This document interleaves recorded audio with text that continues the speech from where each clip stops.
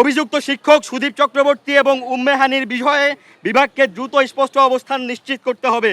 কার্যকর পদক্ষেপ না নেওয়া পর্যন্ত সকল ক্লাস ও পরীক্ষা বর্জন অব্যাহত থাকবে। নৈতিক স্খলন ও আত্মহত্যায় প্ররোচনা দেওয়ার অভিযোগে সুদীপ চক্রবর্তীকে স্থায়ীভাবে ঢাকা বিশ্ববিদ্যালয় থেকে বহিষ্কার করতে হবে। 3.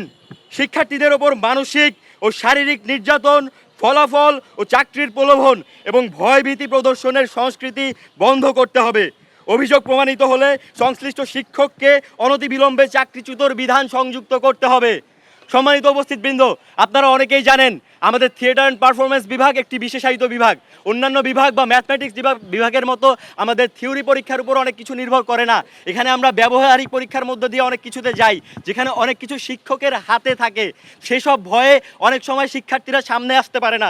দুর্ভাগ্যজনকভাবে আমরা বলতে চাই, বিভিন্ন সময় অনেক সময় ধরে চলে আসা এই নিপীড়ন আমরা কেউ কখনো মুখ খুলতে পারিনি।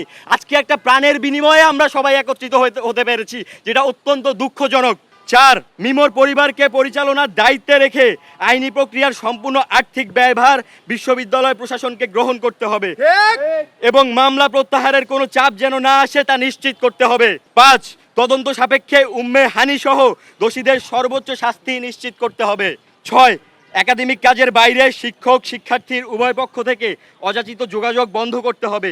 প্রয়োজনীয় কার্যকর নীতিমালা প্রণয়ন ও প্রয়োগ এবং শিক্ষক মূল্যায়নের ক্ষেত্রে সর্বোচ্চ স্বচ্ছতা ও জবাবদিহিতা নিশ্চিত করতে হবে। চূড়ান্ত বিচার প্রক্রিয়া সম্পন্ন না হওয়া পর্যন্ত অভিযুক্ত শিক্ষকের বিদেশ গমনের অনাপত্তিপত্র এনওসি প্রদান বন্ধ রাখতে হবে।